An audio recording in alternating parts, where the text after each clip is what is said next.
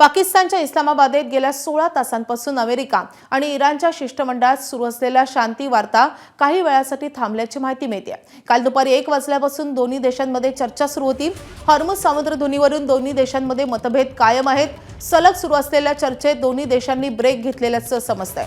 16 तासांच्या चर्चेनंतर अमेरिकेचे उपराष्ट्राध्यक्ष जेडी व्हान्स पत्रकार परिषद घेणार आहेत। इराणच्या प्रतिनिधींशी व्हान्स चर्चा करण्याची शक्यता आहे। 47 वर्षांनंतर अमेरिका आणि इराणमध्ये समोरासमोर चर्चा झाली आहे। पहिल्या टप्प्यात साधारण 4 तास चर्चा झाल्याची माहिती आहे। या बैठकीत सुरक्षा, राजकारण, लष्कर, अर्थव्यवस्था आणि कायदेशीर मुद्द्यांवर चर्चा झाली आहे। अमेरिकेच्या बाजूने उपराष्ट्राध्यक्ष जेडी व्हान्स तर इराणच्या बाजूने संसदेचे अध्यक्ष मोहम्मद बागेर गालिफाफ यांनी नेतृत्व केलं आहे।